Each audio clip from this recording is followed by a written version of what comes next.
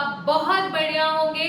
तो चलिए थोड़ा सा चैप्टर बचा है मेरा, उसको और कंप्लीट कर लेते हैं और अपने चैप्टर नंबर 1 को एक ब्यूटीफुल एंड देते हैं। तो आइए नेक्स्ट टॉपिक है हमारा डेमोग्राफिक प्रोफाइल। डेमोग्राफिक प्रोफाइल मतलब क्या? Birth rate, death rate, literacy rate, ये सारी चीजें मुझे देखने हैं on the eve of independence. तो बर्थ रेट कितना था? बर्थ रेट मतलब क्या कि कितने बच्चे पैदा हो रहे हैं पर 1000 लाइव बर्ड्स, राइट? 48 पर 1000 हाई ही है। डेथ रेट ये दोनों ही वेरी हाई है। डेथ रेट मतलब कितने लोगों की डेथ हो रही है पर 1000 पर्सन, राइट? तो 40 पर 1000 दोनों ही चीजें हाई हैं। देखिए बर्थ रेट हाई इसलिए because people were not aware of the contraceptive things, people were not educated enough. Death rate was also high, that is 40 per 1000। Death rate was high because हमारे पास lack of health care facilities थी, right? Infant mortality rate, infant mortality rate मतलब क्या होता है कि बच्चा 1 साल के होने के पहले पहले कितने बच्चों की डेथ हो जाती है पर 1000 लाइव बर्ड्स। तो दैट वाज 218 पर 1000, दैट इज वेरी हाई। अब कितना है? 30 पर 1000।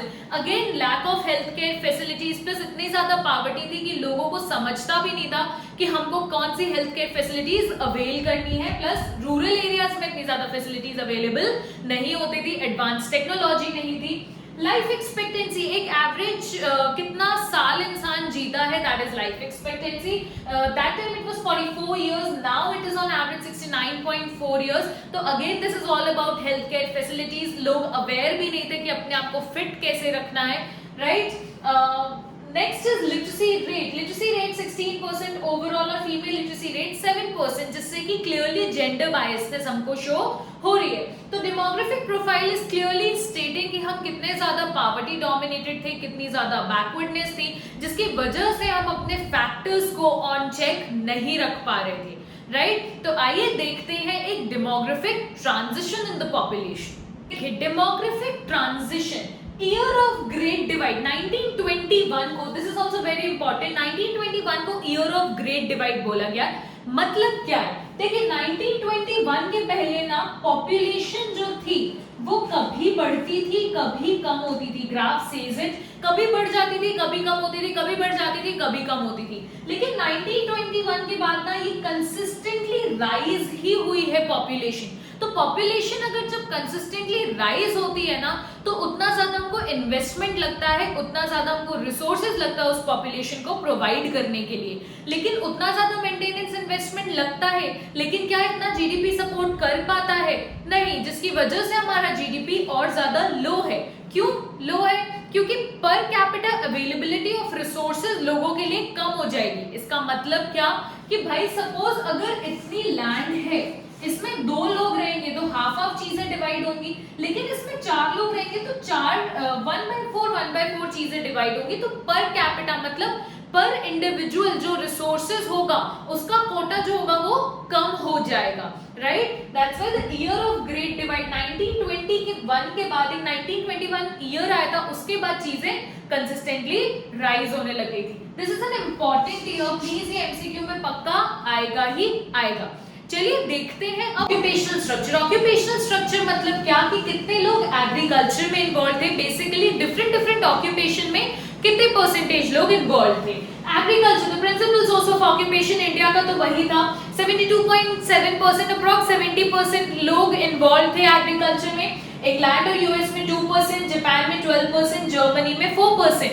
ये डेटा शो करने का क्या सेंस है? ये डेटा शो करने के पीछे रीजन है कि आप देख सकते हैं बाकी डेवलप्ड कंट्रीज में आप देखिए कितने परसेंटेज कम है जो पॉपुलेशन है जो एग्रीकल्चर में इन्वॉल्व है, क्योंकि majorly was involve in industrial sector और टर्शियरी सेक्टर। उसकी वजह से ही वो डेवलप्ड है, इसकी वजह से भी एक रीजन है, और इन्वॉल्व है इसकी वजह से भी डेवलप्ड है। It's like a vicious circle, okay? तो हमारे यहाँ लोग एग्रीकल्चर में इन्वॉल्व है क्योंकि हमारे पास अपॉर्चुनिटीज ही नहीं थी। हमको पूरा इंडस्ट्रियल सेक्टर को पूरा डीके कर दिया गया था। टर्शियरी सेक्टर में people were not educated enough, क्योंकि tertiary sector involves education, right? तो people were not educated enough कि वो उनको हम इन्वॉल्व करें। Okay, let's see about the industrial sector now. Industry में देखिए इनसिग्निफिकेंट सोर्स था। देखिए हमारे यहाँ तो barely 9% people were involve, 9% of the working population. Working population क्या होती है? People above 18 years and below 60 years, उसको हम वर्किंग पॉपुलेशन बोलते हैं, राइट? यूएस में 32%, इंग्लैंड में 42%, जापान में 39%। क्लियरली ये डेटा देखकर ही मैं बता सकती हूँ कि इंडियन इकोनॉमी कितनी ज्यादा बैकवर्ड थी, राइट? देखिए हमको बहुत जरूरी था कि हम एग्रीकल्चर से इंडस्ट्रियल में शिफ्ट हो, और इंडस्ट्री में शिफ्ट होंगे तो टर्शरी सेक्टर तो ऑटोमेटिकली डेवलप हो ही जाएगा। तो लेकिन हम ये ट्रांजिशन क्या कर पाए? क्या हम वो टेक ऑफ कर पाए एग्रीकल्चर से लेकर इंडस्ट्री तक का? देखिए कुछ पार्ट्स थे जहां पर हम टेक ऑफ कर पाए, जैसे कि मद्रास प्रेसिडेंसी। मद्रास प्रेसिडेंसी में क्या क्या आता है? तमिलनाडु, केरल, कर्नाटका, आंध्रा, बॉम्बे, बंगाल, यहाँ पर हम टेक ऑफ कर पाए सक्सेसफुली, क्योंकि चीजें एग्रीकल्चर से शिफ्ट होकर इंडस्ट्रियल सेक्टर पर हो रही थी। People were shifting from agriculture to industrial sector. लेकिन उड़ीसा, राजस्थान, पंजाब, यहाँ पर कोई टेक ऑफ नहीं हो पाया, और इधर यहाँ पर क्या हो गया कि एग्रीकल्चर सेक्टर और ज्यादा बढ़ता चला गया। आज भी आप देखेंगे इन एरियाज में एग्रीकल्चरल सेक्टर प्रोमिनेंट है, राइट? तो इन सब से देखकर मुझे क्या कंक्लूजन मिलता है कि भाई इकोनॉमी कितनी बैकवर्ड हो गई थी, कितनी लॉपसाइडेड हो गई थी टुवर्ड्स एग्रीकल्चर, मतलब वन साइडेड हो गई थी एग्रीकल्चर की तरफ। लेकिन एग्रीकल्चर की तरफ होना बुरी बात नहीं है, लेकिन क्या हम उससे अपना जीडीपी क्रिएट कर पा रहे थे? नहीं कर पा रहे थे। प्रॉब्लम तो असली वहां पर था कि ठीक है लोग एंगेज्ड है, अच्छी बात है, लेकिन क्या हम जीडीपी कन्वर्ट कर पा रहे हैं? जीडीपी क्रिएट कर पा रहे हैं? नहीं कर पा रहे हैं, राइट? तो जिससे हमको इन सब पूरे डेटा से मुझे पता चलता है how the economy was backward. Okay, अब बात करते हैं इंफ्रास्ट्रक्चर के बारे में कि क्या इंफ्रास्ट्रक्चर डेवलप हुआ था, क्या प्रॉब्लम्स थे। रेलवेज 1850 जो डेट्स दे रही हूँ वो अच्छे से कर लीजिएगा, आएंगे, इंपॉर्टेंट है।